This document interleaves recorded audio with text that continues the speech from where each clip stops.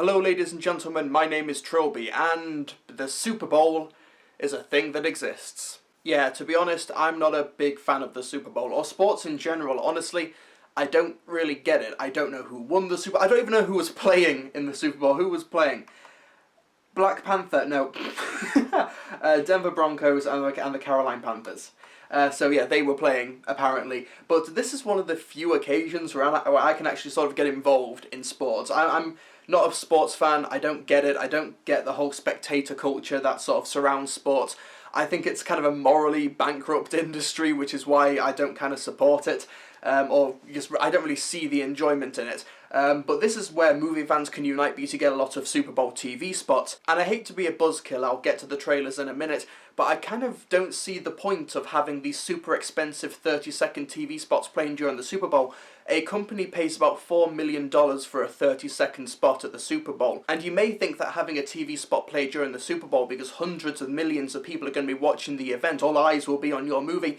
There's been no proven track record that a movie getting a TV spot at the Super Bowl is an indicator that that movie will have some sort of financial success. For example, Need for Speed, Draft Day, Muppets Most Wanted, Pompeii, and many other films have had TV spots at the Super Bowl, and those movies have not performed financially. It's not a surefire financial investment. But either way, we do have a lot of TV spots to talk about for the Super Bowl. The first one is Deadpool. This movie comes out on Wednesday in the UK. There's hardly any new footage in the Super Bowl spot. There's not a lot to talk about, to be perfectly honest. I think the funniest thing about the Deadpool TV spot is the title of the video on 20th Century Fox's YouTube channel. Deadpool Superb Owl TV Spot. Who comes up with that? Either way, the movie looks great, can't wait to see it on Wednesday, let's move on. Now we've got the big one, the one that everybody's been talking about all night, Captain America Civil War. You've got hashtag Team Iron Man, hashtag Team Captain America. I'm Team Iron Man. Sorry Captain, your movies just haven't been as good as Iron Man's. And the trailer looked awesome. My favourite moment was actually the glove that Tony Stark had that came out of his watch that was able to deflect the bullet from the Winter Soldier. I thought that was just a superb shot. Robert Downey Jr.'s reaction to it is just priceless, and of course you've got the lineups at the end. And I think it's kind of skewed. Vision is on Iron Man's team. That's not a fair balance. Cap's team's going to get whooped. Next we have 10 Cloverfield Lane. We got a trailer for this last month. It came out of nowhere, and it surprised us with the fact that the movie's going to be coming out in March. This is a really quick turnaround, and we know very little about the project. And this Super Bowl TV spot doesn't tell us much. We know that there are lights outside, and that's always scary, but I'm actually anticipating this. I wasn't a fan of Cloverfield, you know, just terrible, found footage, shaky cam, obnoxious BS, whatever. But I know that 10 Cloverfield Lane will definitely be better than Cloverfield because it's not found footage. It's not crippling itself right out of the gate, and that's a good thing. But the cast look great. Mary Elizabeth Winstead, John Goodman, some other guy, and the concept intrigues me. I am invested in this mystery. I want to know what is happening outside. Can't wait to find out next month. Next up we have Disney's The Jungle Book. It's got a 2.5-minute trailer online. I don't know if that's what actually played during the Super Bowl, because 2.5, that's like $20 million. That's insane. I don't know if that played. You gotta let me know. I didn't watch the game. But the trailer itself is gorgeous. Some breathtaking vistas.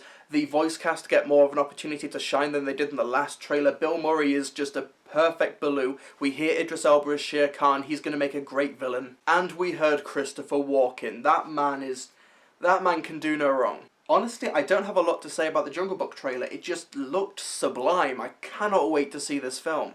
Next up we have Jason Bourne. Yes, the untitled Bourne Identity movie has a title. It is called Jason Bourne. That's the title. That's it. This TV spot also had a poster accompanying it online which got released, and it just says, you know his name, hashtag Bourne. And it's like, well, we know this guy from The Martian. He's not done a Bourne movie for ages. We've forgotten who he is. But to be honest, this TV spot didn't really impress me. There was one great moment where the truck was just slicing through all of the vehicles on the road, but apart from that, there wasn't a lot here other than Jason Bourne attending Fight Club by the looks of it. I'm just not a big fan of the Bourne franchise. The action is just choppy and all over the place and just incomprehensible. Bourne is just a bit of a flat character, no matter how good an actor Matt Damon is, and the stories are just completely cliche and predictable. And Jason Bourne's story is done. They tried to move this franchise on, it didn't have the financial success it wanted with Jeremy Renner, and now they're just going back to the well trying to milk it again. They even have that really obnoxious line where the woman in the TV spot says, "Remembering everything doesn't mean you know everything." And what a bullshit hook. I'm not dreading the film by any means, it does nothing for me. Next up, we have Teenage Mutant Ninja Turtles Out of the Shadows, and I would be anticipating this movie if it wasn't for the fact that it was a sequel to the terrible 2014 movie. But the trailers are showing all of the right things. The one in December showed Bebop, Rocksteady, ethnic shredder. We've got some great looking imagery here, and it looks like a lot of fun for kids. And in this TV spot, we get Krang. He's not teased, he's not hidden.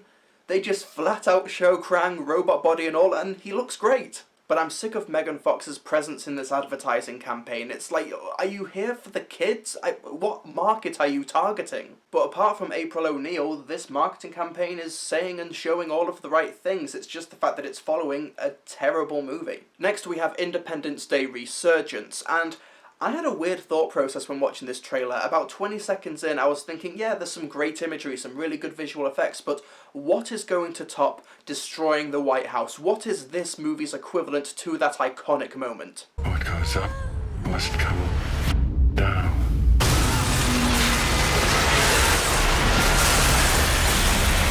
Dropping Dubai on top of London. To quote Jack Skellington, I might as well give them what they want. Yeah, they know what the audience want from this movie, and they're going to deliver. Next up we have XMen Apocalypse, and this is a good-looking TV spot. I don't really have much... Oh, hello, Max. Yeah, this is my housemate's cat, Max. Max, do you wanna... Max? Oh, no, he's clung to my jeans.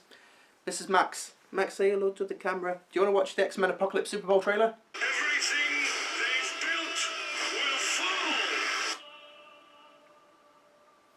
I don't think Max is interested in the Super Bowl trailer. Come on, Max, get off. I've got a video to make. Come on. See, Max is a 15-year-old cat. He's very old, and his claws are permanently out. If I try to lift him off, he'll cling to my jeans, and he won't even mean to do it. He'll tear my jeans to shreds. But it's a moody, atmospheric trailer. I really want to know what's happening with Michael Fassbender towards the end. But some great imagery, some great action shots, and Max is not going anywhere. This is kind of like the Deadpool TV spot. It's a neutral spot. It's not heightened my anticipation, it's not lowered it. I'm still looking forward to the film. It's good to see new footage. Isn't that right, Max? Where are you going? Hello?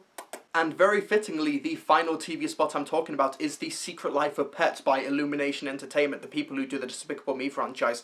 This is their first non-Gru, non-Minions movie, and I liked the first trailer that they did. I thought it was fun. I thought that it was just a very clever, accessible way to promote a movie of this type, but this TV spot has actually kind of lessened my anticipation for it, as did the trailer that dropped a few weeks ago, because it's not just going to be fun things that animals do around the house. There's going to be a big adventure, there's going to be a lot of spectacle, and honestly, that's really generic. It's not honing in on the key selling points of that first teaser trailer that excited everybody a couple of months back. The funniest parts of that teaser was the cat eating all the food in the fridge, the dog that loved heavy metal, and all of that good stuff, and the chick that was flying pretending to be a jet fighter. That was great stuff. Taking these pets out on a big adventure across the city, that's been done.